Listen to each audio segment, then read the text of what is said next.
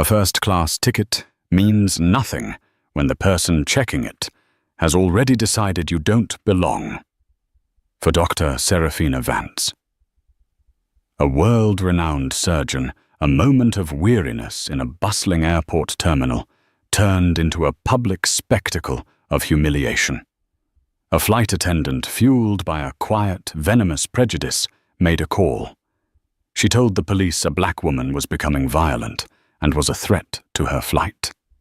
2 armed officers arrived, their eyes immediately landing on Serafina, ready to believe the worst. They cornered her, their voices sharp with authority. But they and the flight attendant made one colossal miscalculation. They had no idea who she was waiting for. And the ground they were standing on was about to shake beneath their feet. The air in Westwood International Airport's Terminal C was a familiar symphony of chaos, a frantic orchestra of rolling suitcases, garbled announcements, and the low, constant hum of thousands of intersecting lives for Dr. Serafina Vance. It was merely white noise. She sat in the plush navy blue leather of a first-class lounge chair, the tension of the last 48 hours slowly beginning to recede from her shoulders. Her hands, which just yesterday had moved with microscopic precision within the delicate folds of a child's brain, now held a lukewarm cup of chamomile tea.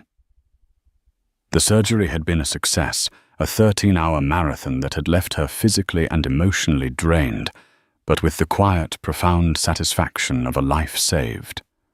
Now all she wanted was the anonymous comfort of Seat 2A on Global Voyager Airlines Flight 718, to London, a glass of champagne, and 7 hours of uninterrupted sleep.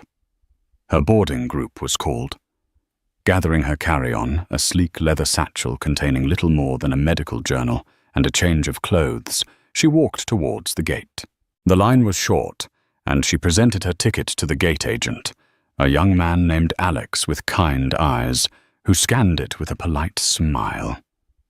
"Enjoy your flight, Dr. Vance." "Thank you." As she stepped onto the jet bridge, she was met by the lead flight attendant.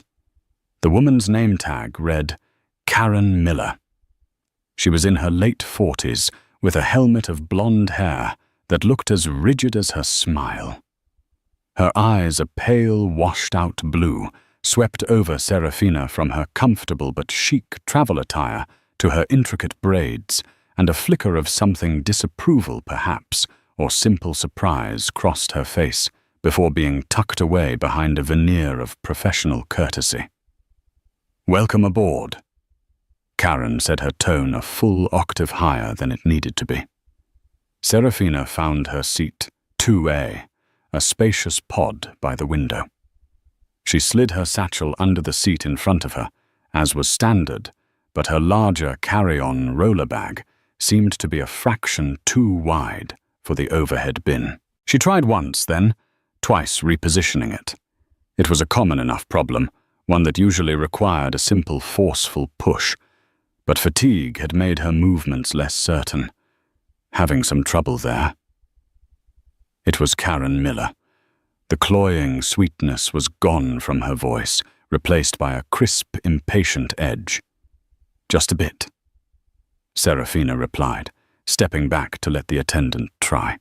"It's a standard carry-on, it should fit." Karen grabbed the handle with a theatrical sigh. She gave it a rough shove, then another. It didn't budge. "Well, this isn't going to work, is it?" "You'll have to gate check it."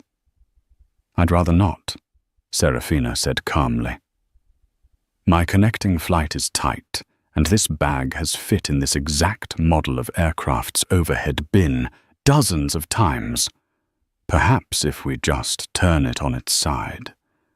Ma'am Karen said, her voice dropping, taking on a condescending, instructive tone. "I have been doing this job for 20 years. I know what fits and what doesn't. This doesn't fit. We can't delay the flight for one oversized bag." The accusation that she was holding up the plane was absurd. Boarding had only just begun. The cabin was still mostly empty. Serafina felt a familiar, weary prickle of indignation. She recognized this script. It wasn't about the bag. It's not oversized. Serafina stated, her voice even but firm. I am a frequent flyer with this airline, and I am very familiar with the baggage dimensions. Let me try one more time.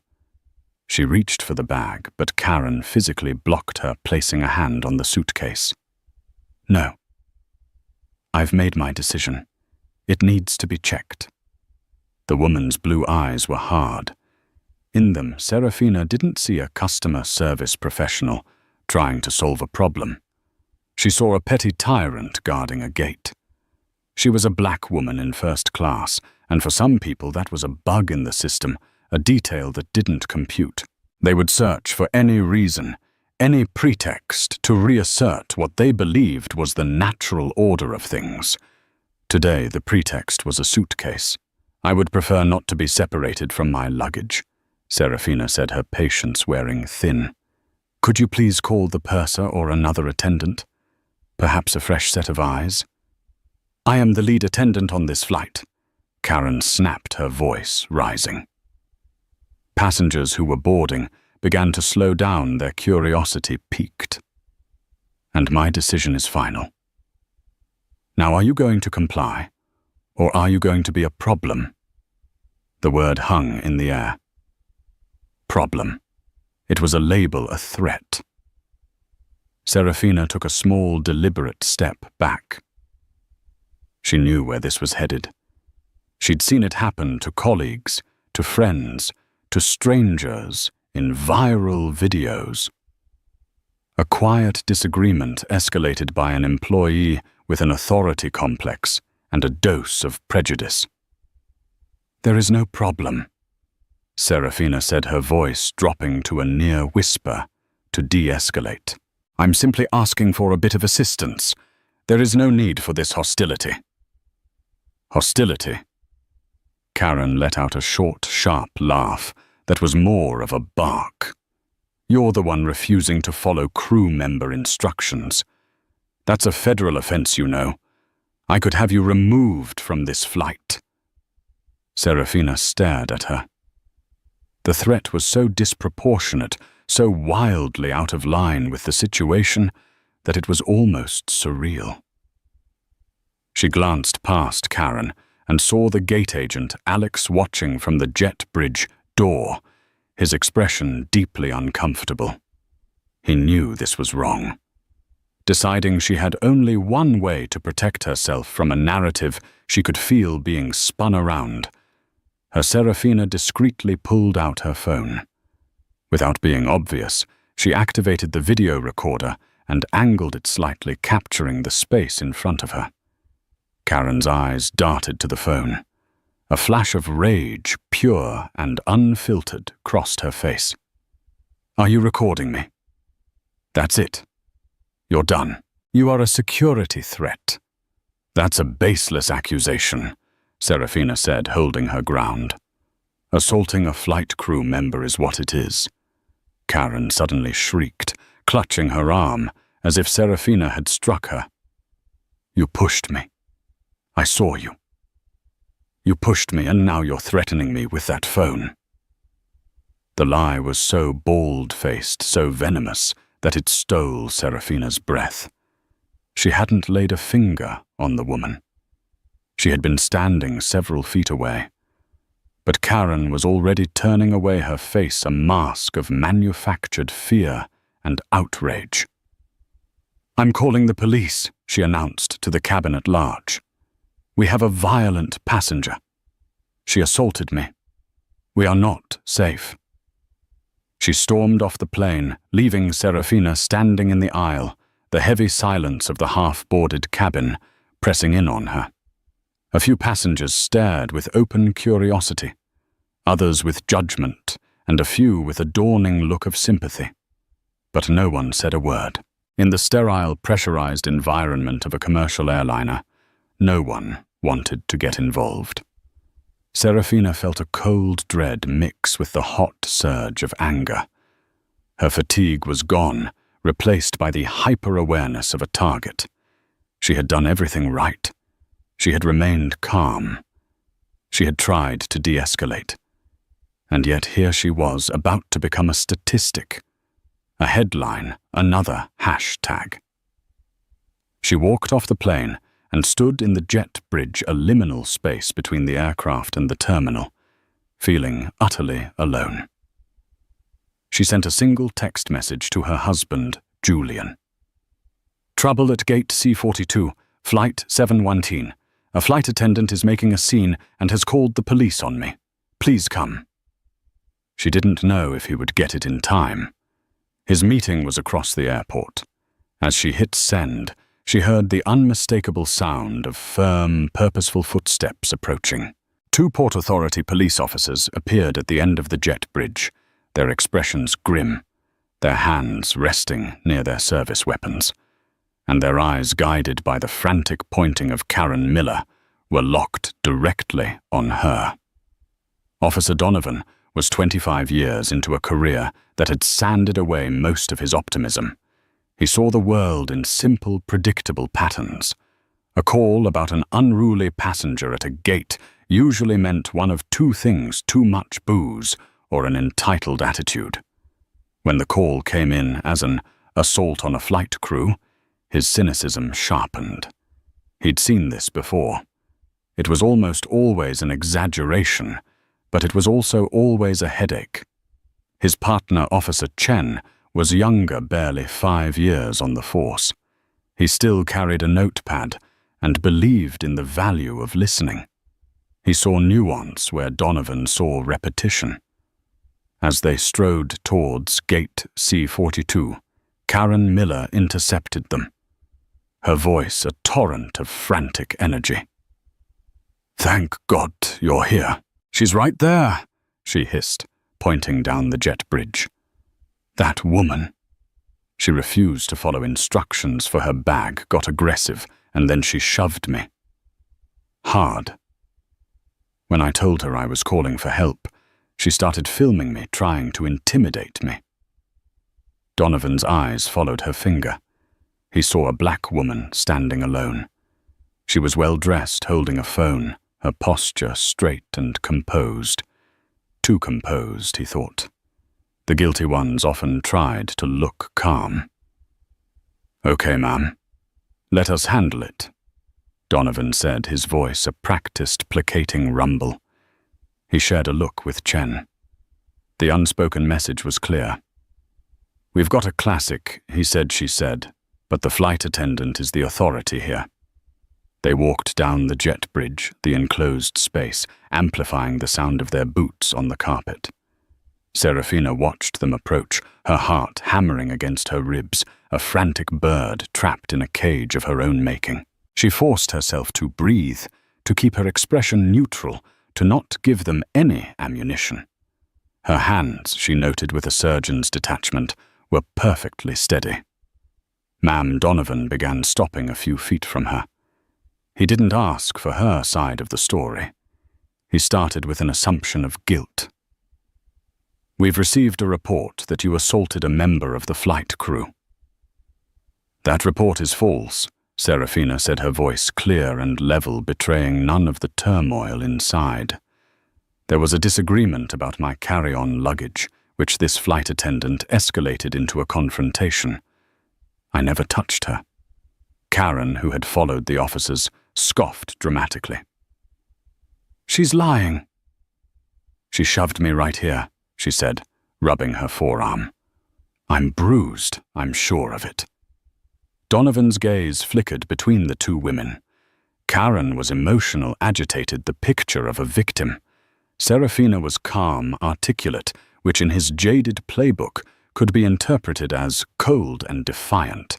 "I'm going to need to see your identification and your boarding pass," he said to Serafina, his tone hardening into an official command.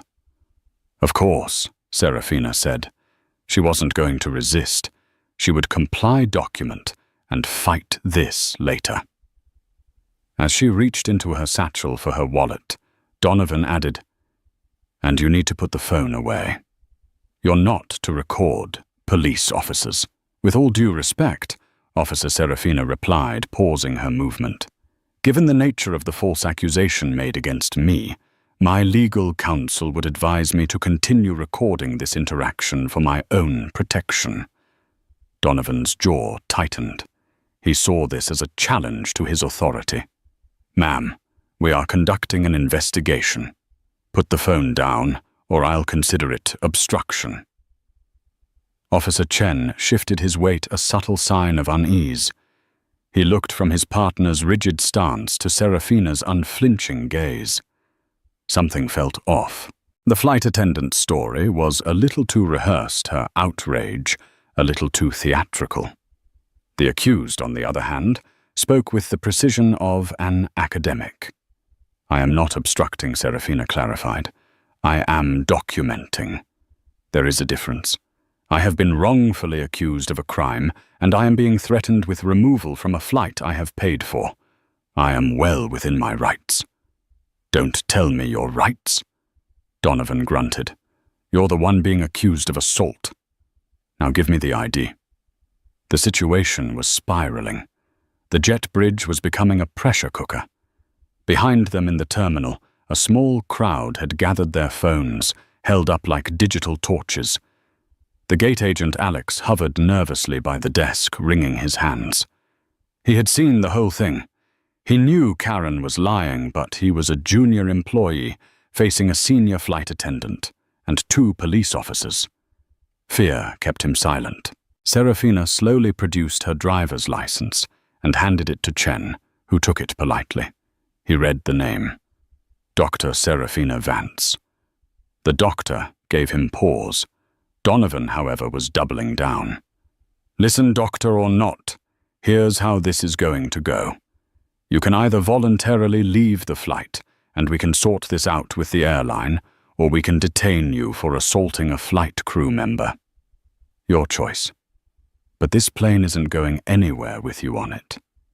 The injustice was a physical weight.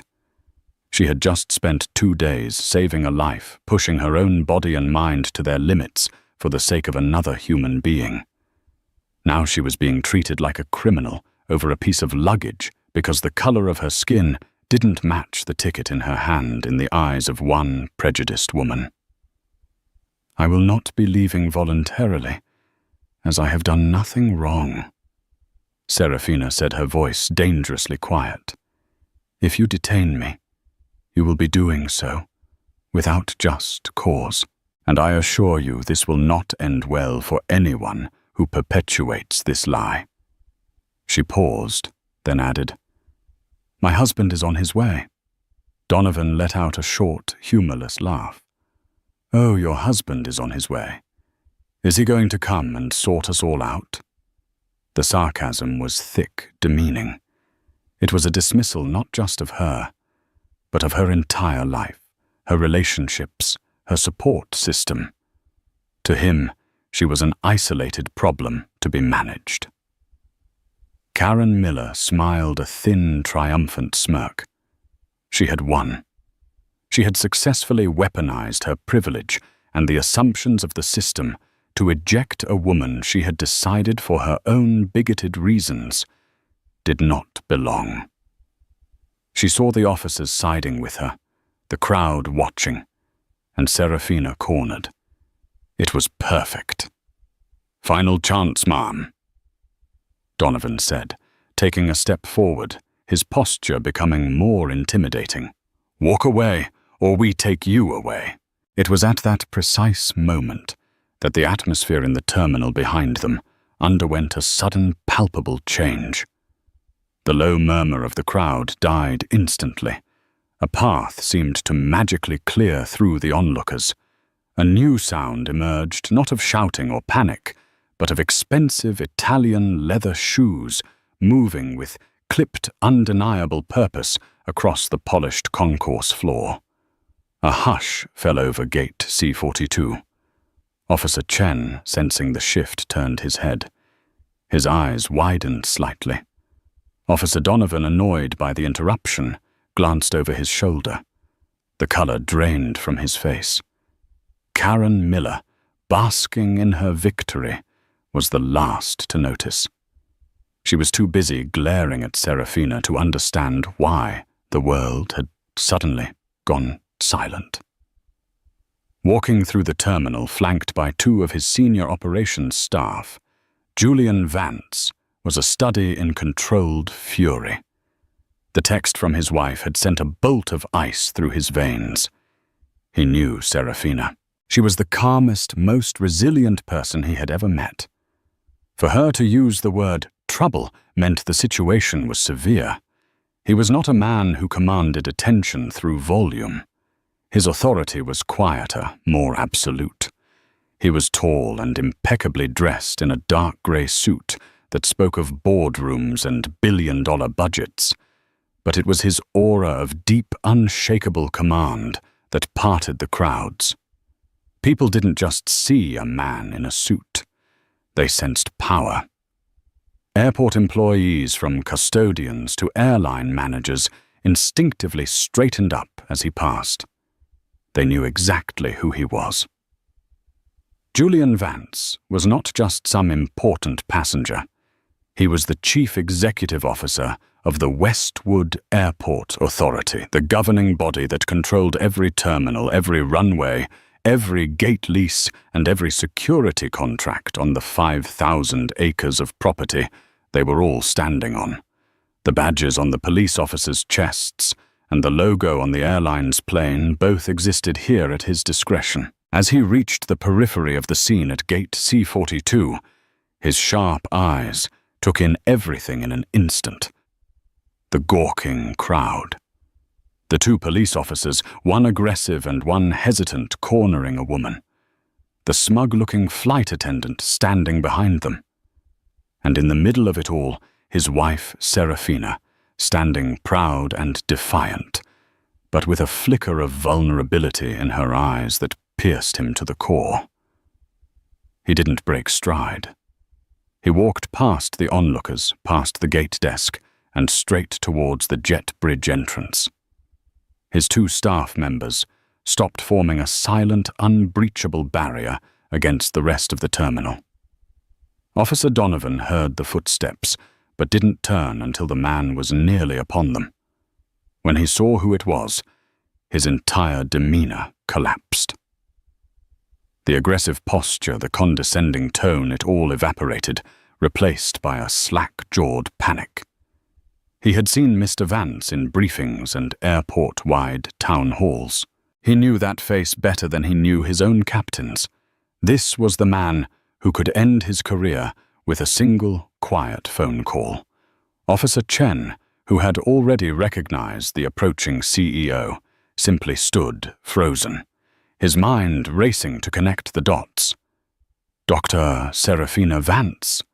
Her husband is on his way. Mr. Julian Vance. Oh, God. The realization hit him like a physical blow. Julian ignored them completely. He walked past the officers as if they were statues and went directly to Serafina. He gently took her arm, his eyes searching hers, his voice soft and filled with a warmth that was reserved only for her. "Sarah, are you all right? What happened?" "I'm fine, Julian," she said, the tension in her body finally easing at his presence. This flight attendant, Ms. Miller, fabricated a story that I assaulted her and called the police. Only then did Julian Vance turn his attention to the others. He didn't raise his voice. He didn't have to. The temperature in the jet bridge seemed to drop by 20 degrees. His gaze, cold as glacial ice, landed first on Officer Donovan. Officer Julian began his voice dangerously level. "You are standing on property managed by my authority. My wife, Dr. Vance, texts me that she is being harassed, and I arrive to find you and your partner threatening her with detention. Please enlighten me. What part of your protocol involves automatically believing a hysterical accusation without a shred of evidence and refusing to listen to the other party involved?" Donovan's mouth opened and closed, but no sound came out. He looked like a fish gasping for air. Karen Miller, still blissfully unaware of the cataclysmic shift in power, decided this was her moment to reassert control. Who was this man in a suit? Serafina's lawyer, probably. "Sir, I'm going to have to ask you to step back," she said with practiced authority. "This is a secure area, and this woman has been deemed a security risk. She assaulted me and—" Julian's head slowly swiveled to face her. He didn't speak. He simply looked at her. He held her gaze, his eyes flinty and unforgiving. It was a look that had withered corporate raiders and silenced argumentative board members. Under the weight of that silent, absolute power, Karen's voice faltered. Her self-assured smirk melted into a mask of confusion, then dawning horror as she saw the sheer panic on the police officers' faces. Who was this man? Julian turned to the younger officer. "Officer Chen." "Is it?" he asked, his tone slightly less frigid. Chen swallowed hard and nodded. "Yes, sir. Mr. Vance." The use of his name made Karen Miller's blood run cold. She looked from Julian's bespoke suit to the terrified officers to the crowd being held back by two more officials in suits. Her mind finally belatedly made the connection. She had seen his picture in airport newsletters and on the Our Leadership section of the WIA website. The CEO of the entire airport. Her legs suddenly felt weak. Officer Chen Julian continued, "While your partner was busy making threats, were you able to ascertain any facts? Or was the investigation concluded the moment you saw the color of my wife's skin?" "Sir, we were just beginning our inquiry." Chen stammered, wanting to distance himself from Donovan's conduct. The flight attendant made a direct accusation, an accusation that my wife immediately denied. Julian cut in his voice, sharp as a razor. He turned his gaze back to Karen Miller, whose face had gone a ghostly white. "Ms. Miller, you accused my wife of assaulting you, a very serious charge. I trust you have evidence to support this. Perhaps witnesses, or is your word the only thing required to ruin a person's day and potentially their record?" He gestured towards the gate agent. "Alex, I saw you watching from the desk. Come here, please." The young gate agent, Alex, looked terrified, but also strangely relieved. He scurried forward, avoiding Karen's pleading, desperate gaze. "Alex," Julian said, his voice now calm and encouraging. "You work for Global Voyager, but right now you're standing in my airport, and in my airport the truth matters. I want you to tell me exactly what you saw. No fear, no spin, just the facts." Alex took a deep breath. With the ultimate authority in the building giving him a direct order and a promise of protection, the fear of reprisal from his co-worker vanished. "Mr. Vance," he began, his voice shaking slightly but clear. Dr. Vance was trying to fit her bag in the overhead. It was a little stuck. Ms. Miller came over and was immediately aggressive. She told Dr. Vance she had to check the bag. Dr. Vance asked to try one more time or get someone else to help. She was completely calm. Ms. Miller refused, got louder, and accused her of delaying the flight when Dr. Vance took out her phone. Ms. Miller started screaming that she'd been assaulted, but she wasn't. Dr. Vance never touched her. She never even got close to her. I saw the whole thing. A collective gasp went through the onlookers who were close enough to hear. Karen Miller looked as if she'd been struck by lightning. The foundation of her lie had just been demolished. Julian nodded slowly. "Thank you, Alex, that's all." He turned back to his wife. "Sarah, you mentioned she started screaming when you took out your phone. Were you recording?" Serafina held up her phone. The entire interaction from the moment she accused me of being hostile. The final nail was hammered into Karen Miller's coffin. Video evidence, a credible third-party witness, and a victim who happened to be married to the most powerful man on the premises. Julian's gaze swept over them all one last time, the liar, the biased cop, the professional subordinate. The performance was over. The reckoning was about to begin. The jet bridge, which moments before had been a stage for a petty power play, now felt like a courtroom where sentencing was imminent. Julian Vance was the judge, and he was about to bring the gavel down. His first target was the airline. His eyes scanned the area and found a harried-looking man in a Global Voyager Airlines uniform rushing towards them. His tie askew. This was David Henderson, the airline's station manager, likely alerted by a panicked call from the gate. "Mr. Vance," I just heard. "I am so sorry for this disturbance," Henderson began, breathless. Julian held up a hand, silencing him instantly.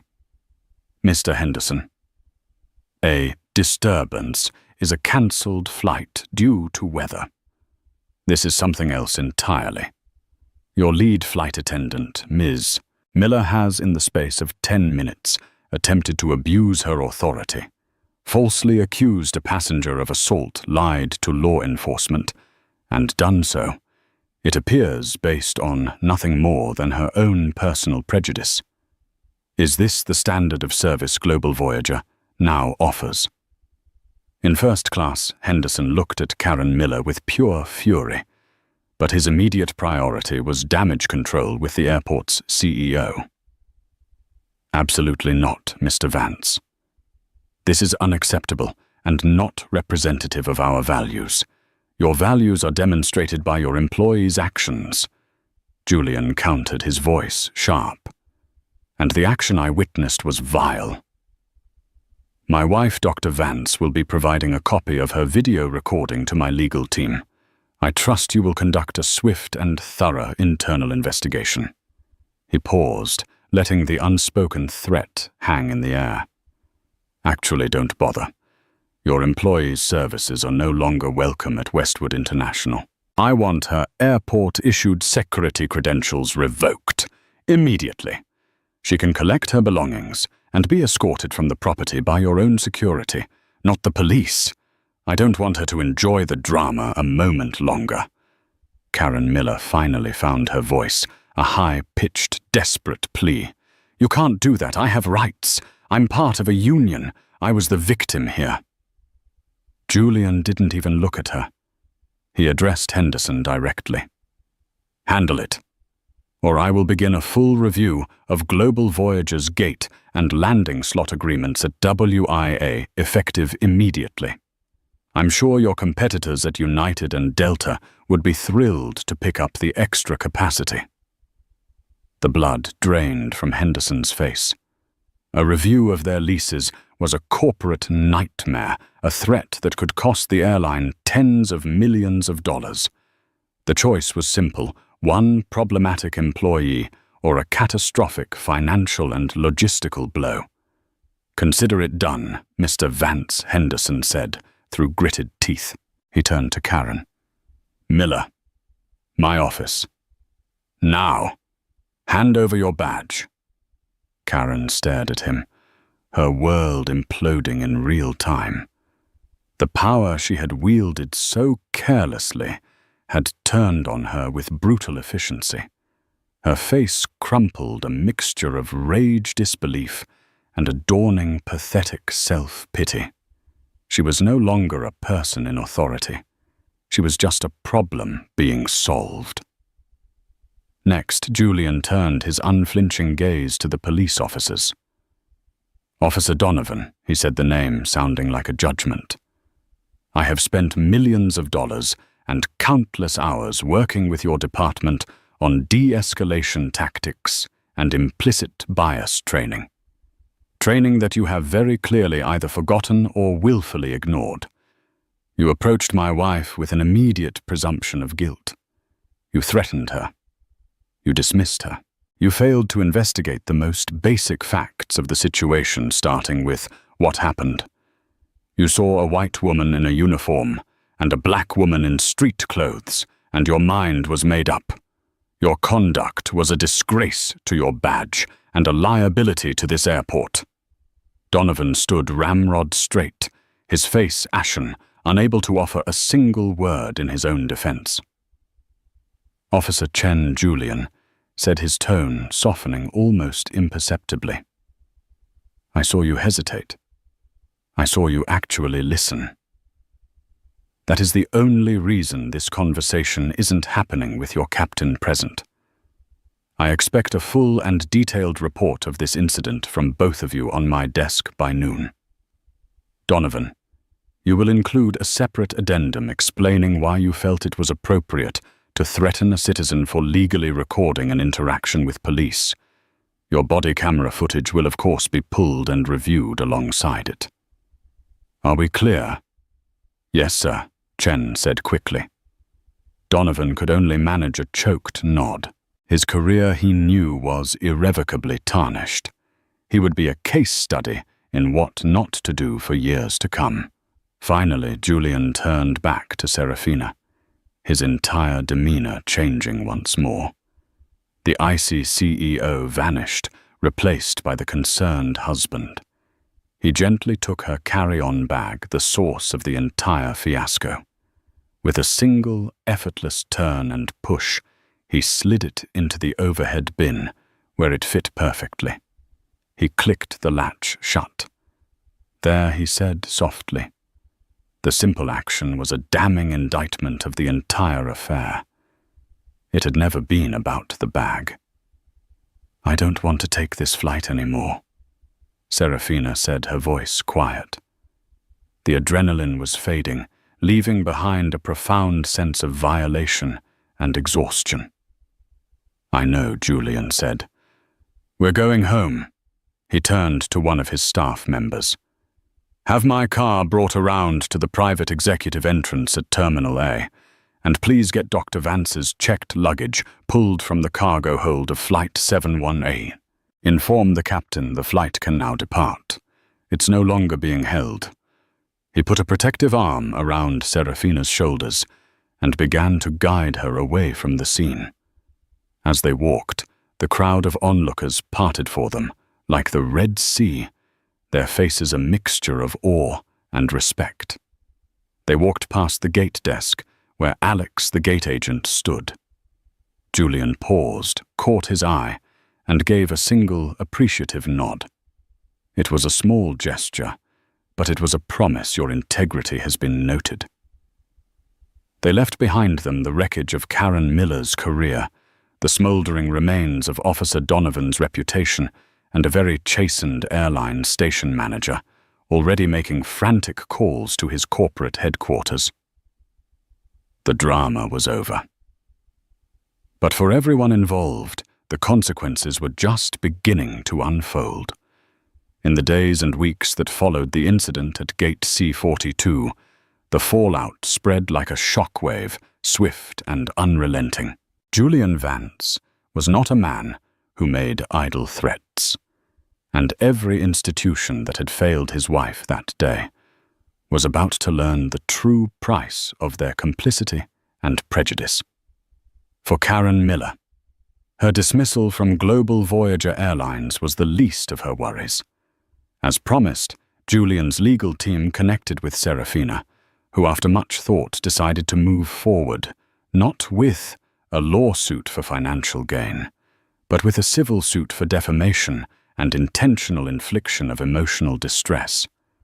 Her goal was not money, but accountability. The story, however, did not stay contained within legal filings. Someone in the crowd that day had filmed Julian's arrival and his subsequent dismantling of the situation. The video predictably went viral. It was shared under headlines like, "Airport CEO destroys Karen flight attendant who accused his wife," and "This is what happens when you lie to the police." Karen Miller became an overnight internet villain. Amateur sleuths unearthed her social media profiles, which were littered with racially charged memes, complaints about entitled people, and thinly veiled bigoted remarks. She was doxed, her name and face becoming synonymous with the kind of prejudiced behavior the world was growing increasingly tired of. The union she had so confidently invoked offered only a token half-hearted defense before quietly dropping her case, unwilling to be associated with such a public relations disaster. She tried to find work with other airlines, but her name was now toxic. No commercial carrier would touch her. The viral video was her permanent resume, a digital testament to her character. Within 6 months, she was working at a discount retail store 100 miles from the city. Her life as a globe-trotting lead flight attendant, nothing but a bitter memory. The power she had so enjoyed wielding was gone, and she was left with only the quiet shame of her actions replayed for millions on a screen. For Global Voyager Airlines, the airline found itself in a corporate tailspin. Julian Vance was true to his word. He didn't just accept their groveling public apology. He used it as leverage. The WIA legal department initiated a formal review of their lease agreements, citing the gross misconduct of their staff as a breach of the airport's code of conduct. The airline's executives were forced to fly to Westwood for an emergency meeting with Julian. It wasn't a negotiation. It was a surrender. To avoid losing their valuable and highly profitable hub at WIA Global Voyager agreed to a sweeping set of new conditions. They issued a formal written apology to Dr. Vance and made a substantial 7-figure donation in her name. To a charity of her choice, she selected the NAACP Legal Defense and Educational Fund. Furthermore, they agreed to implement a new mandatory anti-bias and de-escalation training program for all their pilots, flight attendants and ground crew operating out of Westwood. The curriculum for this program would not be their own flimsy corporate module. It would be developed and approved by an independent commission selected by the Westwood Airport Authority itself. Julian had ensured the consequence wasn't just punitive, it was corrective. For the Port Authority police officer, Donovan's world unraveled under the harsh light of an internal affairs investigation. The bodycam footage was damning. It showed his aggressive questioning, his dismissive attitude, and his clear bias from the moment he arrived. Contrasted with Serafina's calm demeanor and Officer Chen's visible discomfort, the narrative was undeniable.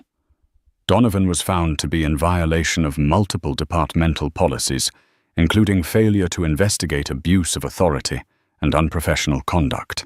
He was hit with a 6-month unpaid suspension and demoted from his field officer rank. Upon his return, he would be on permanent desk duty, his days of interacting with the public over. His path to a pension was secure, but his career as a respected officer was finished. Officer Chen, on the other hand, was formally commended in the final report for his professional conduct under pressure. His testimony, combined with his bodycam footage, was crucial to the investigation. The incident, while stressful, ironically ended up accelerating his career, marking him as an officer of integrity. For Serafina and Julian, they went home that day, shaken but resolute. The incident had been ugly and deeply personal, but it had also exposed a systemic rot they were now in a unique position to address. They were a private couple, but they understood the power this moment held. Serafina, with Julian's full support, established the Vance Initiative for Equitable Travel.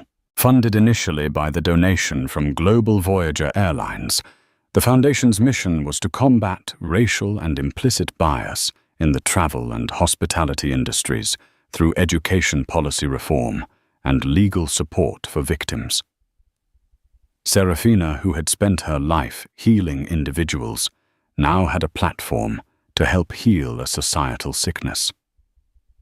A few months later, Julian stood at a press conference in the main atrium of Westwood International Airport. Behind him was a new prominent sign detailing the WIA Passenger Bill of Rights, which included the right to be free from discrimination and the right to document interactions in public spaces. He announced a new airport-wide policy any company operating within WIA, from airlines to coffee shops to rental car agencies, would be required to have their employees undergo the new rigorous anti-bias training. Westwood wasn't just an airport anymore. It was setting a new national standard for corporate accountability. The story of what happened at Gate C-42 became a legend at the airport. It was a cautionary tale for those who might abuse their power and a story of empowerment for those who felt voiceless. It served as a stark reminder that you never truly know who you're talking to, and that a moment of prejudice can have a lifetime of consequences. The system had been tested, and for once it had not only bent toward justice, it had shattered the injustice in its path. 8 months later, the sterile, recycled air of a hotel ballroom felt a world away from the chaotic tension of the Westwood International Jet Bridge. Here, under the soft glow of recessed lighting, Serafina Vance stood at a podium, not as a victim of circumstance, but as an architect of change. The banner behind her read, "National Travel and Hospitality Summit, the Future of Service." She was the keynote speaker. In the audience of 500 industry executives, airline managers, and hotel magnates, a respectful silence held sway. They weren't just listening to Dr. Serafina Vance, the renowned surgeon. They were listening to the founder of the Vance Initiative for Equitable Travel, a woman who had in less than a year become one of the most influential voices in their world. "Good morning," she began, her voice calm and resonant, carrying to the far corners of the vast room. We often speak of customer service in terms of efficiency and satisfaction. We measure success in dollars, spent in positive reviews in flights departing on time. But we rarely speak of the most fundamental element of service, the preservation of human dignity. She didn't recount her story in detail. She didn't need to. Everyone in that room knew it. Instead, she spoke of the principles born from that day. An employee's uniform, a position of authority, a corporate title. These are not shields to hide behind. They are instruments of responsibility. When you grant an employee the power to enforce rules, you must also instill in them the wisdom to know when a rule is being used as a weapon. You must teach them to see the human being first, not the ticket, not the reservation, and certainly not the color of their skin. She saw Julian in the third row, watching her with an expression of profound pride. He had insisted on clearing his schedule to be here. His presence was her anchor. The Vance Initiative, she continued, is not about punishment. It is about prevention. It is about providing the legal resources for those who have been wronged, yes. But more importantly, it is about working with institutions like yours to build systems that are not just non-discriminatory, but actively anti-discriminatory. The WIA protocol, implemented by my husband at Westwood, is not an end point. It is a starting point. It's a model that proves accountability and profitability are not mutually exclusive. In fact, in the 21st century, they are inextricably linked. As she concluded her speech, the ballroom erupted in a standing ovation. It was thunderous, sustained. As Serafina stepped away from the podium, a line of executives formed, not just to offer platitudes, but to ask how their companies could partner with her, how they could adopt the WIA protocol. A single ugly incident had sparked a national conversation, and Serafina was now at its center, guiding it with grace and steel. Across town, in a sterile classroom at the Port Authority Police Academy, Officer Michael Chen stood before a class of fresh-faced cadets. He clicked a button on a remote, and a new slide appeared on the screen behind him. It was a heavily redacted incident report titled Case Study 7C, Gate C42, Failure of De-Escalation. "All right, listen up," Chen said, his voice now carrying the easy authority of a seasoned trainer. "This is a masterclass in how to lose control of a situation before it even begins. We have 2 officers responding to a passenger assaulting a flight crew call. High priority. Officer A. The senior officer arrives on scene and does what? What is the first and most critical mistake he makes? A young cadet in the front row raised her hand. He fails to establish a neutral baseline. He immediately accepts one party's narrative without question. "Exactly," Chen affirmed, pointing at her. "He sees a uniform and an accusation, and his investigation is over. He doesn't observe. He doesn't listen. He doesn't ask the one question that would have changed everything. Can someone else tell me what happened?" He paced before the class, his own memories of that day still vivid. "Look at the witness list. A gate agent, other passengers, all available, all ignored." Officer A proceeds directly to confrontation and threats. He attempts to intimidate the subject, who, as it turns out, is not only innocent, but is also remaining remarkably calm under pressure. He tries to forbid her from recording the interaction, a legally dubious order that only escalates the tension. Every single choice he makes is wrong. It's a textbook example of confirmation bias. Another cadet asked Sir, what happened to Officer A. Chen's face remained impassive. Officer A, whose name is redacted for a reason, was found to have violated 6 departmental policies. He lost his rank, his field status, and the respect of his peers. He now spends his days filing paperwork. His career as a police officer effectively ended in that jet bridge, all because he couldn't be bothered to do the most fundamental part of our job: investigate.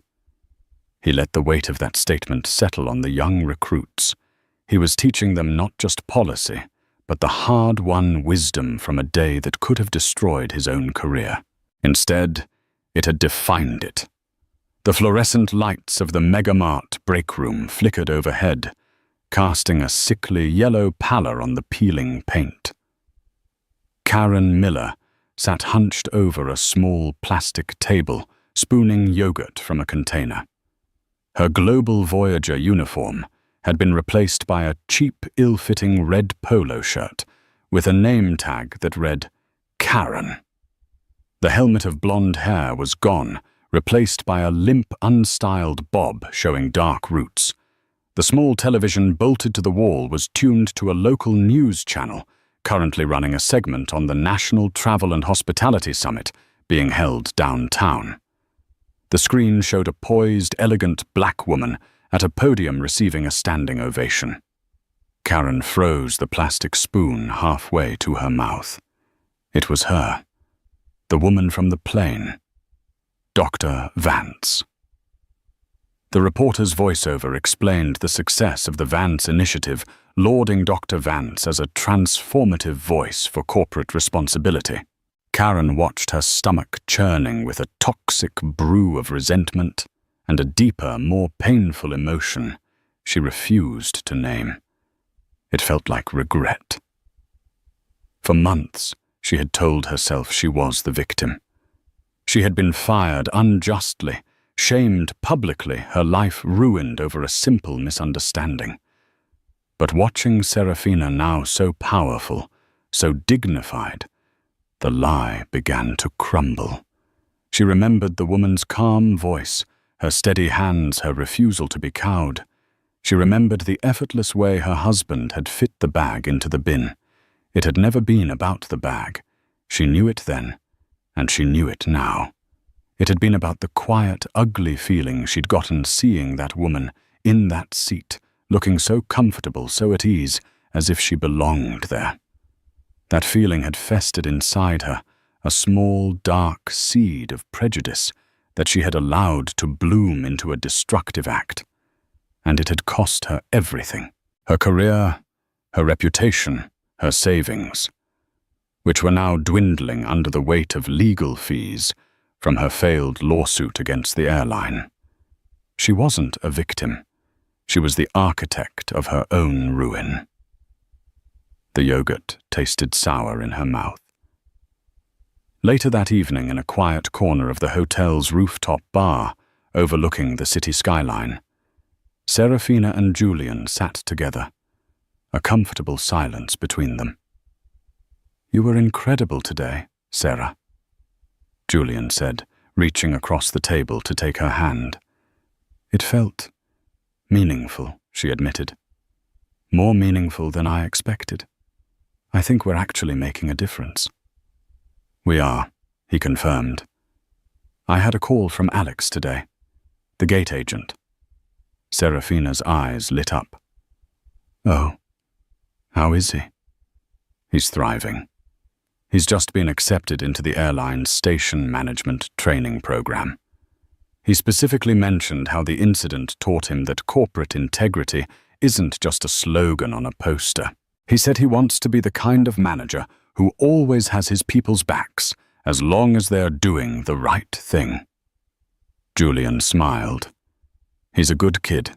He'll go far." It was another ripple, another positive consequence born from a negative event. A good man was rising just as a biased woman had fallen. An officer committed to justice was training new recruits while his disgraced partner was sidelined. An entire industry was being forced to look in the mirror. "I sometimes think about her," Serafina said quietly, surprising even herself. "The flight attendant. I wonder if she understands what she did. Not just to me, but to herself. Some people are incapable of that kind of self-reflection," Julian said gently. "Her story is a cautionary tale. Yours is an inspirational one. You took the ugliest moment and you forged it into a shield for others. You didn't just win the battle, Sarah. You're changing the whole war." She looked out at the glittering city lights, a tapestry of 1,000,000 intersecting lives. The wound from that day had not vanished, but it had scarred over into something strong. It was no longer just a source of pain. It was a source of purpose. She squeezed her husband's hand, the man whose power had protected her, but whose love had given her the strength to build something far more enduring. Justice had been served that day on the jet bridge, but what they had created since was something far greater, a legacy. What began as a quiet act of prejudice in a crowded airport became a catalyst for sweeping institutional change. This wasn't just a story about a single flight attendant or one wronged passenger. It was a powerful illustration of how ingrained bias operates within the systems we rely on every day. Dr. Serafina Vance's dignity and Julian Vance's authority combined to peel back the curtain, exposing the truth and demanding accountability in a way that could not be ignored.